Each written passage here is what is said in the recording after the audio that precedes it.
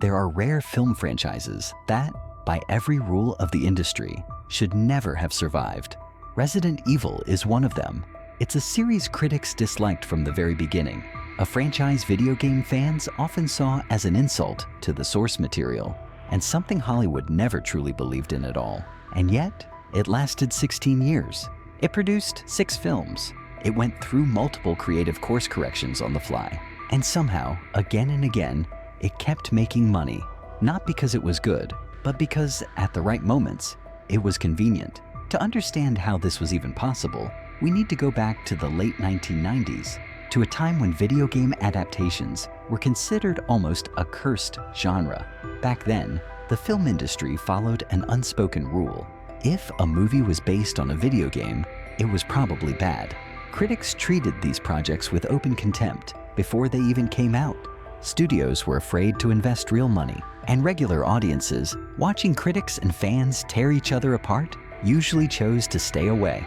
The environment was so toxic that any game adaptation took a double hit. On one side, professional critics. On the other, fans who expected betrayal and almost always found it. That's why most adaptations of that era either failed outright or became punchlines for years to come.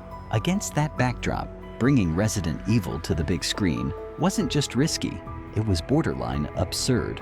The rights didn't end up with a Hollywood major, but with the German studio Constantin Film, a company that wasn't playing in the top league, but knew how to manage budgets and minimize risk. At first, the producers tried to do everything the right way. They wanted a respected name attached to the project, someone who could immediately give the film credibility. That's how George Romero entered the picture, a living legend, the director who essentially defined the modern zombie, the creator of Night of the Living Dead and films without which the genre simply wouldn't exist.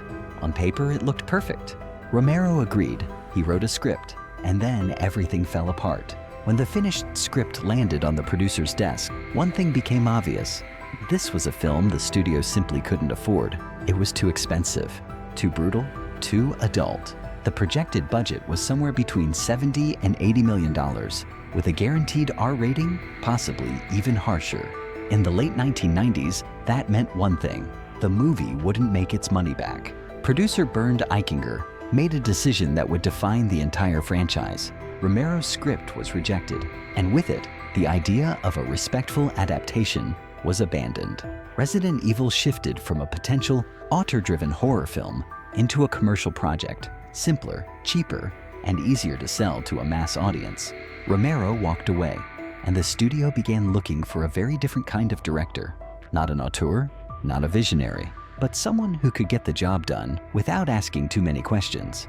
That's when Paul Anderson entered the story, and from that moment on, the franchise followed a path that would eventually lead it to success, and at the same time, to slow creative collapse. At that point, Anderson was a very convenient choice. Not a star director, not an ambitious auteur, but someone who had already proven he could handle game adaptations. His Mortal Kombat film in the mid-90s had been a surprise box office hit. Critics didn't like it. The movie was loud, naive, and messy, but audiences showed up, and that was what mattered. After that, Anderson's career stalled. Hollywood treated him cautiously, and the failure of Event Horizon only reinforced the idea that trusting him with major projects was risky. That's why Resident Evil became his chance to get back in the game. And for the studio, a safe bet. Anderson approached the project pragmatically. He actually played the first games, but came to a conclusion that many fans would have hated from the start. The film shouldn't retell the game's story. It should use the atmosphere and build its own narrative. Capcom supported this approach. They believed sticking too closely to the games would alienate general audiences. The further the film drifted from the source material, the easier it would be to sell to people who had never touched a controller. So before filming even began, Resident Evil stopped being an adaptation in the traditional sense. Anderson wrote the script himself. No killer sharks, no excessive violence, no budget that couldn't be recouped. The film came in at around $30 million, and that solved most problems immediately. Not everyone was happy. Sony, involved as a distribution partner, pushed for a lower age rating. A teen-friendly release meant more tickets and fewer obstacles. Anderson refused. he understood that a horror film without edge simply wouldn't work. The German side backed him. The budget was manageable, the risks were contained, and the project got the green light. The final question was the face of the franchise. Dozens of actresses went through the casting process. At different points, names like Sarah Michelle Gellar, Jennifer Love Hewitt, and even Natasha Henstridge were considered. But Anderson chose Milla Jovovich. At the time, her career was in decline. After The Messenger, she was associated more with failures than hits. For both of them, Resident Evil was a gamble, and possibly a last chance. Production itself went relatively smoothly. Most of the film was shot in Germany, which helped keep costs down. Problems emerged later, during the ratings process. The movie was deemed too harsh for comfortable distribution. Several scenes had to be cut, others shortened. Anderson later admitted the final cut was a compromise, not his original vision. One unexpected strength was the music. Anderson personally pushed for Marco Beltrami and Marilyn Manson, and the soundtrack helped define the cold industrial tone audiences remembered. When the film hit theaters, it wasn't a sensation, but it wasn't a disaster either. With a $33 million budget, Resident Evil earned just over $100 million worldwide. The US box office was weaker than expected, but the opening was solid. The real problems came later, when the film ran headfirst into competition, and that collision would shape the franchise's future. The issue with the first Resident Evil wasn't the opening weekend, it was timing. In its first 3 days in the US, it made nearly $18 million, and confidently took second place at the box office. Only Ice Age ranked higher. For a film with that budget, it was an excellent start. Under normal circumstances, that kind of opening would lead to a 50 to 55 million domestic total. But a week later, Blade 2 arrived. Bigger, louder, more anticipated, targeting the exact same adult audience. Resident Evil didn't stand a chance. In hindsight, it's easy to say the film should have been released a week earlier, but the market was crowded, and studios avoided direct clashes whenever possible. As a result, Resident Evil dropped sharply in its second week and finished its US run at around $40 million. Not a failure, but not the success they had hoped for. What saved it was something else. Home video sales turned out to be far stronger than anyone expected, strong enough for the studio to approve a sequel without hesitation. The budget was increased, the risks were considered acceptable, and that's where the first serious crack appeared in the franchise. Anderson wrote the script for the second film, and initially planned to direct it himself. But at that moment, Hollywood started believing in him again. He was offered Alien vs. Predator, a bigger, louder, more prestigious project. Anderson accepted, and Resident Evil, Apocalypse, was handed to Alexander Witt. For Witt, it was his directorial debut. He was a seasoned cinematographer, technically skilled, but inexperienced in leading a major production. If critics merely disliked the first film, they destroyed the second. Resident Evil, Apocalypse was torn apart across the board. Direction, editing, script, performances. Witt took the hardest hit, and it ended his directing career. He never returned to the director's chair and went back to working as a cinematographer. Jovovich handled the criticism better. She was used to it, but she openly criticized the film herself. According to her, the script was constantly rewritten during production. The studio demanded more action, more spectacle, less logic. Characters, in her view, stopped being people and turned into functions. Critics mocked the costumes in particular. The characters' outfits during a zombie apocalypse raised more questions than tension. Jovovich defended the choice simply. The city was experiencing extreme heat. It didn't help. Still, audiences showed up again. Apocalypse debuted at number 1, and with a $45 million budget, earned around $129 million worldwide.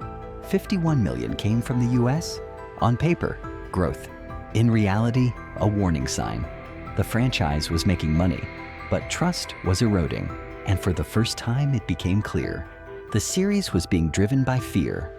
Fear of critics, fear of fans, fear of losing the audience. That fear would define everything that followed. Despite the criticism, the studio had no doubts. The franchise was profitable, so it had to continue. The third film wasn't announced immediately, but it wasn't delayed for long either. Anderson was still trying to secure his place in Hollywood. After Alien vs. Predator, he remained in a strange career limbo. So once again, he handed directing duties to someone else. This time, Russell Mulcahy. Mulcahy insisted on a crucial change. The apocalypse would happen in daylight. No dark corridors, no nighttime cities, no traditional horror. A desert, a scorched world, an unforgiving sun. The goal was to visually refresh the franchise and distance it from countless other zombie films. Anderson wrote the script again. Studio interference remained, but was less aggressive than before. Jovovich had to be convinced to return. She agreed only after Anderson rewrote the script to her satisfaction. Notably, the film skipped a full critic screening.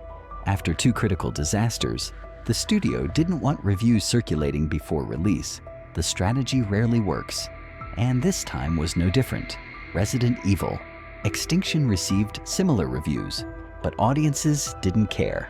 It opened at #1 in the US, and with a $45 million budget, earned $147 million worldwide. The franchise's best result so far. For the first time, Resident Evil wasn't just surviving, it was growing. The studio understood something important. This wasn't a mistake.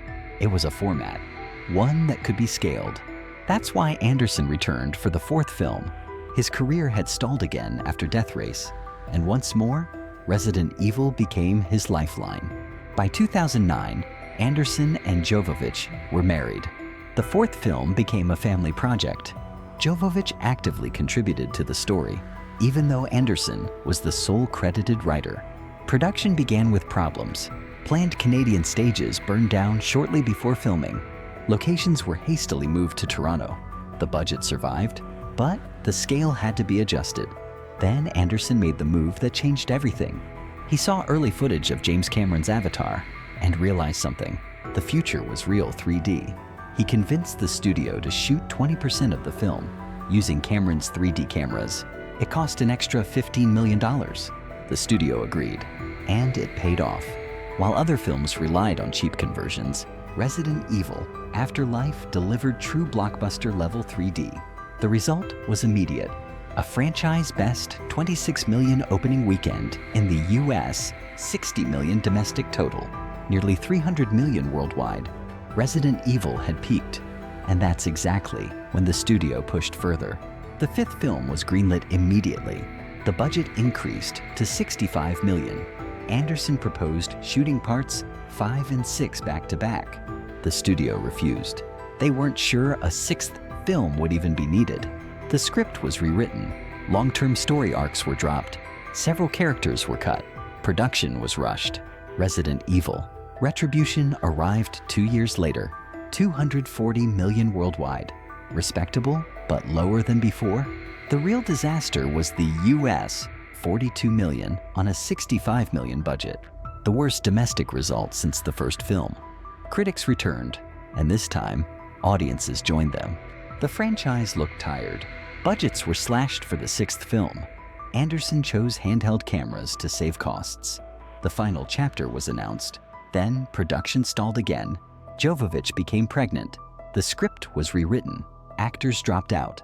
When filming finally resumed in 2015, tragedy struck. Stunt performer Olivia Jackson was seriously injured and lost an arm. The studio paid her $33,000 and wished her a speedy recovery. She sued, lost in the US, won in South Africa. Compensation remains undisclosed. Anderson attempted to leave the project. The studio refused. He finished the film. In December 2016, the final chapter was released. $312 million worldwide, the highest gross of the franchise. On paper, a triumph. In reality, a paradox. In the US, the film earned just $26 million, the worst result in the series. China saved it, again. $160 million came from China, but the film didn't qualify for standard distribution. Rights were sold for a flat fee, $13 million. No percentages, no upside. The highest grossing Resident Evil film, made less from China than earlier entries made domestically. Sony lost money. Constantin Film might have broken even. Maybe. And that's where it ended. Quietly, a reboot was announced, promising fidelity, darkness. It failed to reignite the franchise. Resident Evil in cinema isn't a success story. And it isn't a failure either. It's the story of a franchise that survived through stubbornness, adaptation, and timing. 16 years, 6 films, hundreds of millions, and not a single moment of real confidence.